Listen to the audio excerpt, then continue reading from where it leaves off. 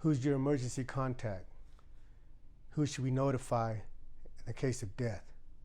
Welcome to the USP, where I spent the last 2 decades plus of my life. I'm wrapping up the series, the Lompoc series. After Lompoc, I ended up in Victorville. But before we get to the Victorville, I'm just gonna rehash some of the things that happened to me while I was in Lompoc, or some of the things that I've done.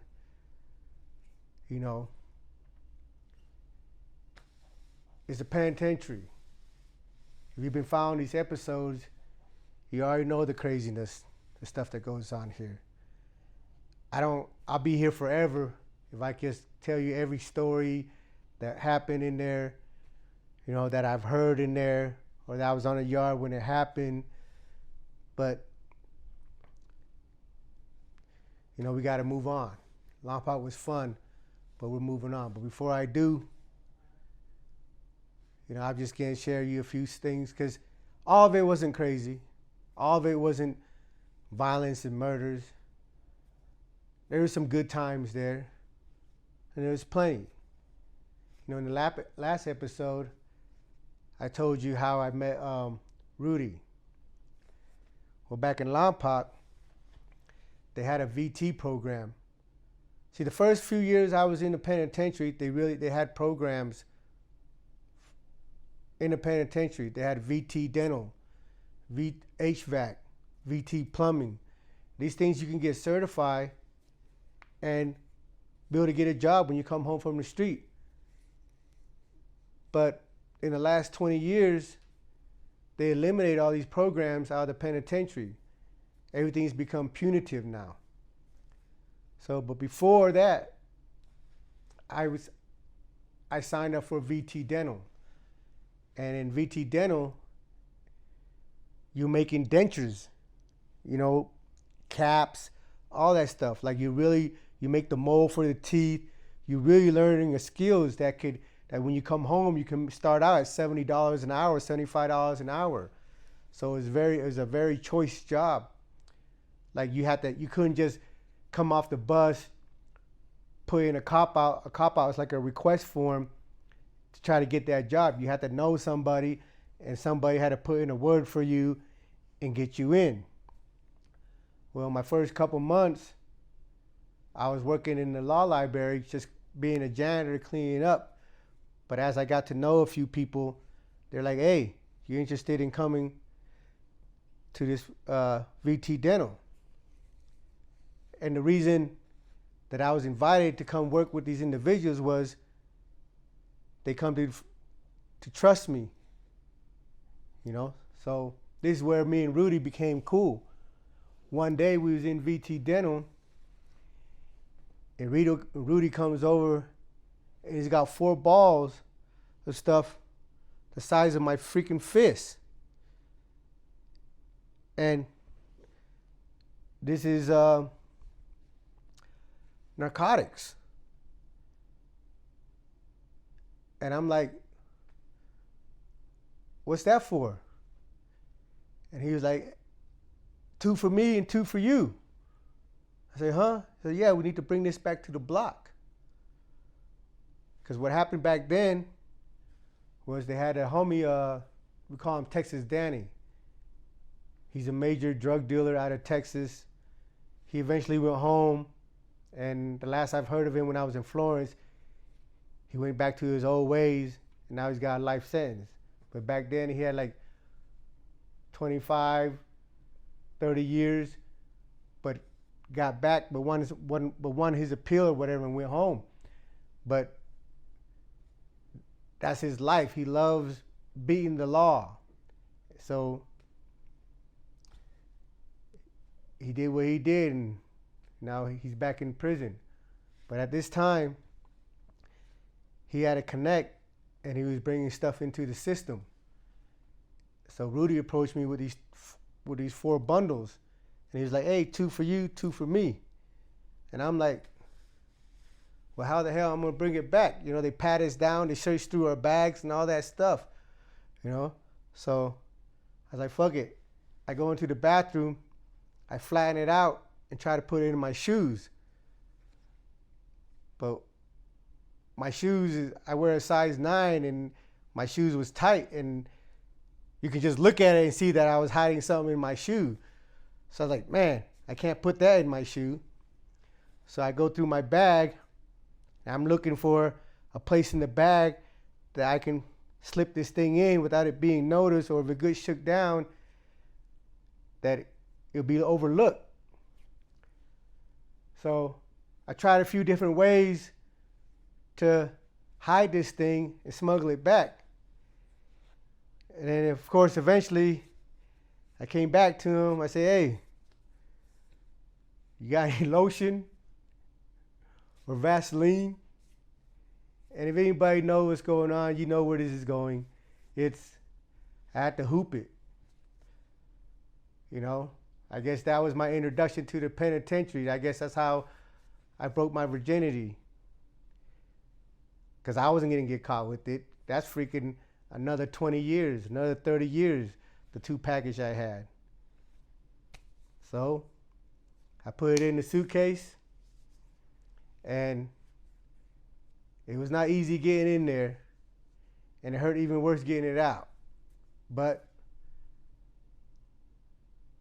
I don't know if that was a test for me to see if I could be trusted. But after that, I was part of the crew. I had the privileges, whatever was going on in the compound, I had my hands on it.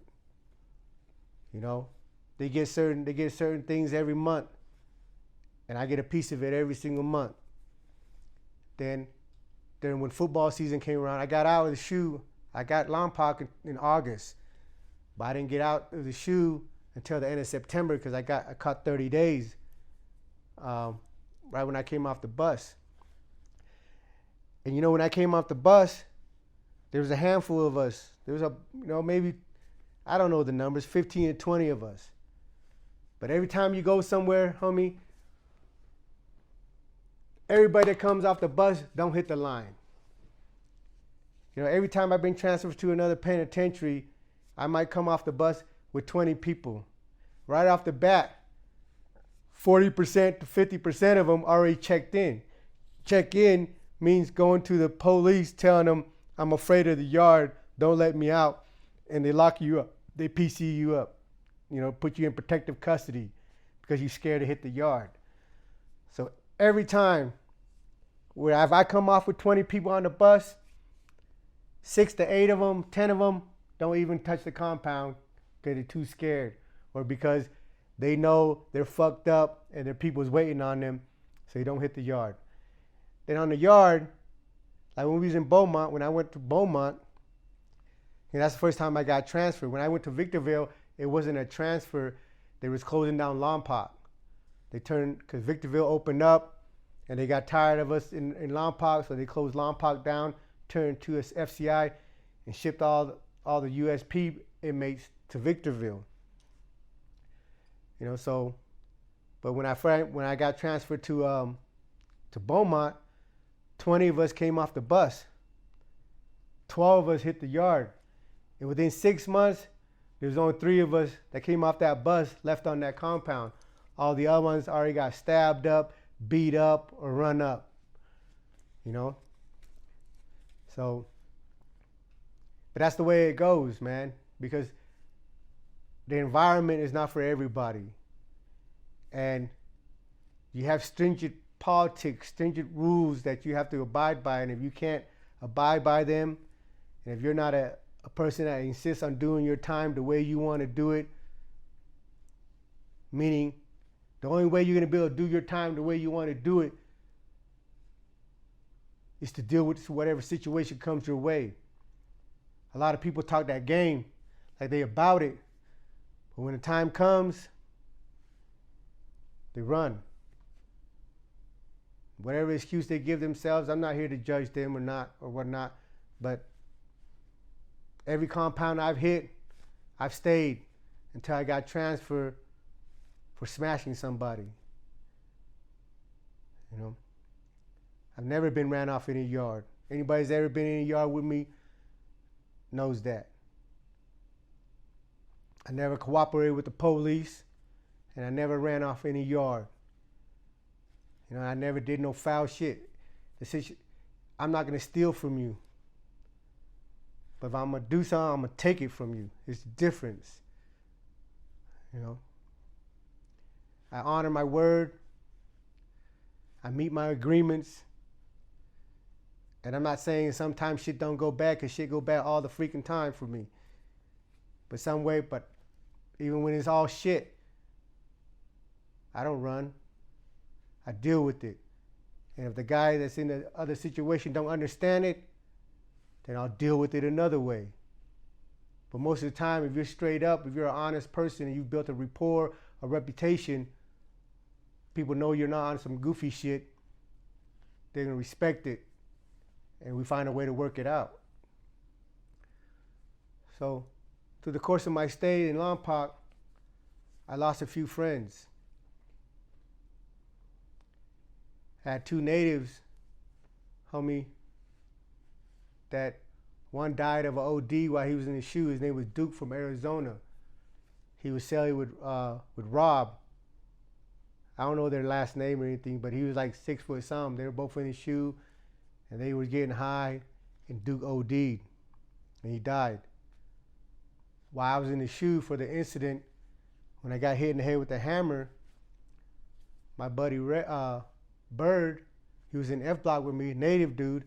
It was his birthday. Him and 4 other natives dude was in his cell. Now the cells in Lompoc are small, you know, like really small. Maybe, yeah, it's probably a 6 by 9. Maybe another foot somewhere, but you got 5 Native Americans in there drinking. Tim, Bird, a couple other ones, Red Bear, and it was Bird's birthday. When I came out the SHU, Billy, the homie from Provo, was telling me the story that it was Bird's birthday. He bought the drink, and they was in the cell drinking. They all got drunk, and ended up stomping Bird out, and brain deaded him. He died. You know, at the same time while I was in the SHU, there was this Cuban guy, Camacho. Big, hard head, just a nut, right? Him and the Pisces got into it, and they were locking him up in the head with padlocks on belts. You know, the master locks that you get. They had him on belts or in a sock, and was knocking him upside his head with it. But Camacho, he's an old school gangster. Man, he spit that fucking razor out. Hey, he just went to work. And they were telling me the Pisces was running from him because he was just opening up gash on their neck, their face, or whatever. And that was the Pisces and the Cuban riots over there. I don't know too many details in what transpired out of what I just told you. I mean, he told me in more details, but I didn't see it. I wasn't on the compound when it happened. But I'm just running through a bunch of stuff for you that goes on in Lompoc. But when I was in Lompoc, you know, my first football season, after me and Rudy met, whatever, I started running the ticket for Texas Danny. I was just booking for them.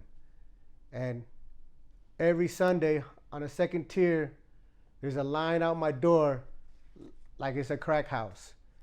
All the way down, about 30 feet down the hall and down the stairs. People waiting to bet. You know, at the time when I was in Lompoc, books go for $4 a book. I'm bringing in almost 1,000 books, 2,000 books a weekend, and my cut at 25% was always anywhere from 80 to 120 books. You know, when I got there to Lompoc, I was like, shit, it's like this. I can do my time like this because I'm just kicking it. Outside of the drama or what, like you can navigate through the system. If you're a good dude, if you handle your business when it's time to handle your business, you're not going to have too many issues. And when you do have the issues, you just got to handle it. And I always did. So I was always privy to everything that was going on in the compound. You know, me being Asian, like I've told you before, none of the races have anything against me. None of the gangs have anything. I'm from Utah. I'm not beefing with anybody. So I became like the middleman, the bridge to all the different groups, to all different races, to all different gangs. But it wasn't just my race that allowed me to do that. It was who I was too. I've always carried myself respectably. So I function with everybody. Like I told you, Topo, Black Hand, that was my good friend. I used to work out with Mike Wilson, who had the keys for the BGF in Lompoc, Black Gorilla family. I used to do my legs, do workout legs with Flea, who is general for the Vice Lord. You know? And I was plugged in with all the movers and shakers. Through my whole bid, it's been that way. But it started out in Lompoc. I was young, I was a little wild, but at the same time, I was respectful, especially to my elders, to the homies, to the OGs that paved the way. Because, like I said, man, for you to be a big homie, an OG, anything in the upper echelon of our community, you had to be an exceptional individual. You know, before we left, we got real cool with the Crips. You know, Bolo, I don't know what Crip gang he's from, but he's half Hawaiian, half black. You know, I told you the incident between me and him when we first met. Because, you know, he was like, hey, your people don't check paperwork and whatnot. And he, you know, but once I showed him my paperwork, and once he got to know who I was, you know, he embraced me, and we kicked it. Over there in Lompoc, I told you, they didn't have football because of the riot between the whites and the blacks. Well, a couple of weeks before we left Lompoc, the homie Billy made a Nerf football in laundry. They had a sewing machine, so he sewed up a Nerf football. So us and the Crips would go out there on the weekend and play football. It was just two-hand touch, you know, but we was out there playing football. We had a picnic. It was just the last 2 weeks before they shut down Lompoc, we just partied. There's dice games everywhere. You can see 400 or 500 books of stamps on the ground on one roll. You know, like, I don't know what people think of the penitentiary, but there's a lot of money in the penitentiary. Because you got a lot of these ex-dope dealers, current dope dealers, hustlers, and they're locked up. You know, so on one of those football games, we can't play football on a yard. So when I had the football, I went out for a pass, and I caught the football. And when I was coming back, three COs stopped me. They were watching us play, but now when I went out for the pass, it was a long pass, so I was away from the herd, from everybody else.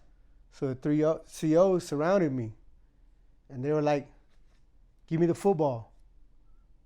I was like, what? I said, man, I'm not giving you this football. And they're like, man, give us the football. And I told them, listen, man, there's only 3 of you. There's a whole crew of them back there. If I give you this football, I got to deal with them. So given the choice of funking with the homies and the Crip homies and the Island homies, or getting a tussle with you 3, I'm going to choose to tussle with you 3. And I walked away. They're like, oh, give us the football after the game or whatnot. But they never, long story short, they never got the football. You know, I know all the stories that I've been telling you so far is about, is a lot of it is violence. But I tell you that because that's what existed in our environment. But at the same time, there's another aspect to being in a penitentiary, and that's the bond that you build with these individuals that you meet along the way. The bond that you build in there is different from out here. You know, out here, you might be able to be a fair weather friend. You might be able to say hi to somebody or whatever, or you might even be able to disrespect somebody or fuck somebody over, and they might never see you again for months, years. You can run, you can hide, you can do all this different stuff. And the penitentiary is a box. It's a hostile environment. So you really get an opportunity to get to know someone, because you can't keep up a facade for so long. I always tell people, you know, these actors out in the world, they get paid hundreds of millions of dollars, millions and millions of dollars to do movies, because acting is a hard job. Yeah, you can first come to the compound, pretend to be somebody, or pretend that you're this or that. But over time, it doesn't take very long, we're a creature of habit. Our true self, our true identity is going to come out. And if it doesn't coincide with the persona that you're putting out there, it's going to be all bad for you. That's why I always tell people to come, man, it's easier in the long run just to be yourself, because then people around you can make a decision if they still want to be your friend or not, on who you really are, not the person you're projecting. Because you can't run your mouth and act like you about it, because eventually it's not a matter of if, it's a matter of when. A situation is going to come where it's going to be revealed if you're about it or not. And I can say hands down, homie, through the course of my time, I did what I was supposed to do when I was supposed to do it. I did my time the way I wanted to do it. And in Victorville, I'll share stories with you when those things were tested. And you can judge it for yourself if I passed those tests or not. But as you can see, with people that's been reaching out through me, there's nothing that I'm saying here that's exaggerated or fabricated. And if anybody feels that I made something up, call me on it. Hit me up on YouTube. Hit me up on Facebook. Let the whole world see it. I don't have nothing to hide. I'm just here sharing you my experience and the things that I've been through for the last 2 decades. This is Welcome to the USP. The next episode, we're going to move on and go to Victorville. Thanks for tuning in.